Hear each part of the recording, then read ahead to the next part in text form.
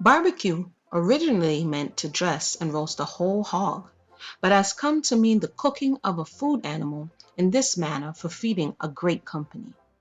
A feast of this kind was always given to us by Boss on the 4th of July.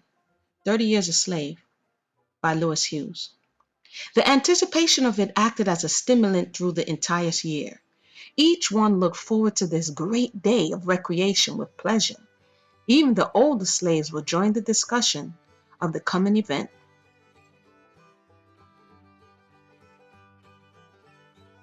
It mattered not what trouble or hardship the year had brought.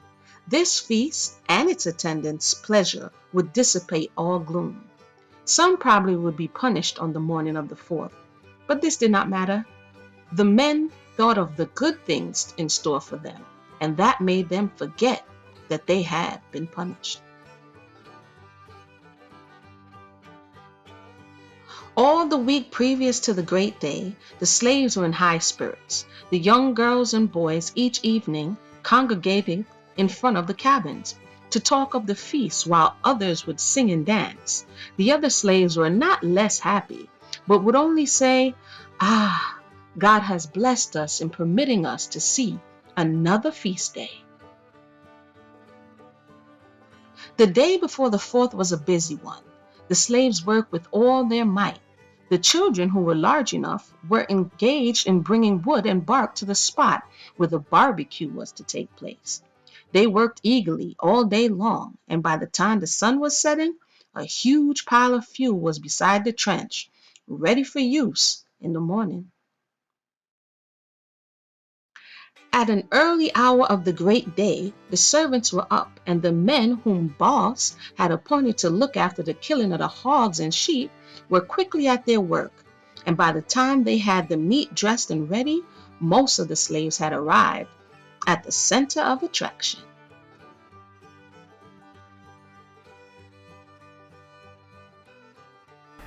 They gathered in groups, talking, laughing, telling tales that they had heard from their grandfather, or relating practical jokes they had played or seen played by others. These tales were received with peals of laughter, but however much they seemed to enjoy these stories and social interchanges, they never lost sight of the trench or the spot where the sweetmeats were to be cooked. The method of cooking the meat was to dig a trench in the ground about 6 feet long and 18 inches deep. This trench was filled with wood and bark, which was set on fire, and when it was burned to a great bed of coals, the hog was split through the backbone and laid on poles which had been placed across the trench. The sheep were treated in the same way, and both were turned from side to side as they cooked.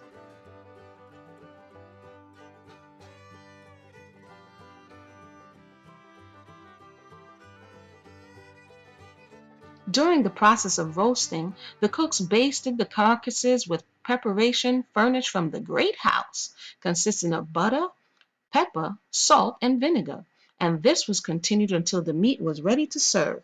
Not far from this trench was the iron ovens where the sweetmeats were cooked.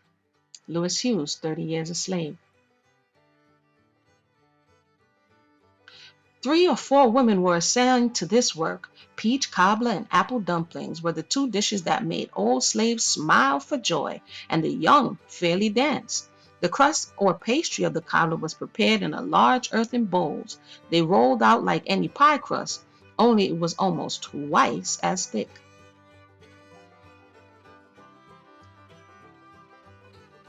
A layer of this crust was laid in the oven, then a half peck of peaches poured in, followed by a layer of sugar. Then a covering of pastry was laid over all, smoothed around with a knife. The oven was then put over a bed of coals, the cover put on, and coals thrown on it, and the process of baking began.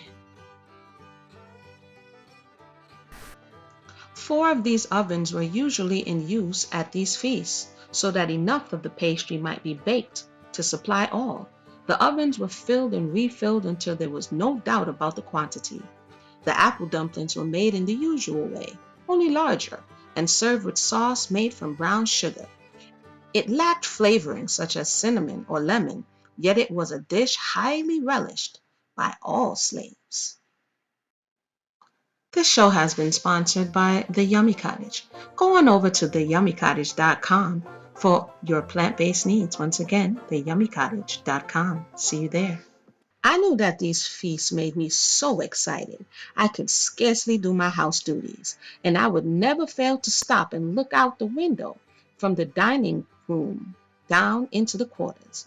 I was eager to get through with my work and be with the feasters. About noon, everything was ready to serve. The table was set in a grove near the quarters, a place set aside for these occasions. The tableware was not fine, being of tin, but it served a purpose, and did not detract from the slaves' relish for the feast. The drinks were strictly temperance drinks, buttermilk and water. Some of the nicest portions of the meat were sliced off and put on a platter to send to the great house from Baus and his family.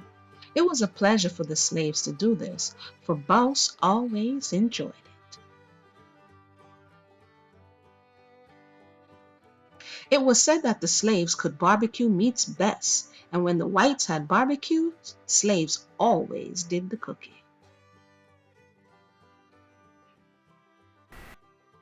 When dinner was all on the table, the invitation was given for all to come. When all were in good way eating, Baus and the Madame would go out to witness the progress of the feast, and seemed pleased to see the servants so happy.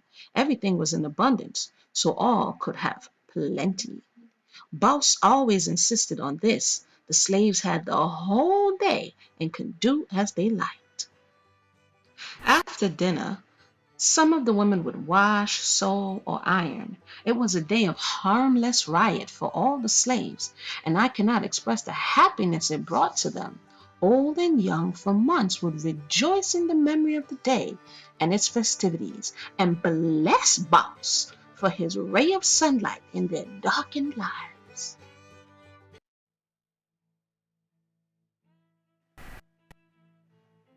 Frederick Douglass, unlike Lewis Hughes, did not see the holidays as a day of harmless riot for all the slaves. Douglass noted the contrary in his autobiography, The Life and Times of Frederick Douglass. He stated the holidays were among the most effective means in the hands of slaveholders of keeping down the spirit of insurrection among the slaves. True or false? These holidays were also sort of conductors or safety valves to carry off the explosive elements inseparable from the human mind when reduced to the condition of slavery. But for these rigors of bondage would have become too severe for the endurance, and the slave would have been forced up to dangerous desperation. Frederick Douglass, Life and Times of Frederick Douglass.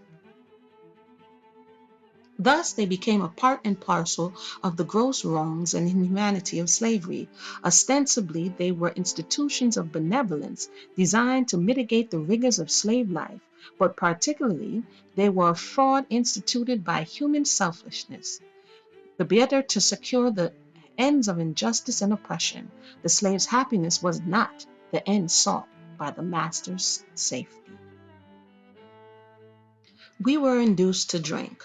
I am among the rest. And when the holidays were over, we all staggered up from our filth and wallowing, took a long breath, and went away to our various fields of work, feeling upon the whole rather glad to go from that which our masters had artfully deceived us into the belief was freedom, back again to the arms of slavery.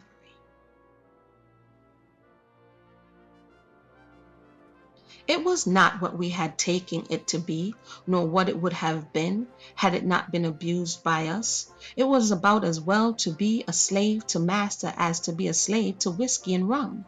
When the slave was drunk and the slaveholder had no fear that he would plan an insurrection, no fear that he would escape to the north, it was the thoughtful slave who was dangerous and needed the vigilance of his master to keep him a slave.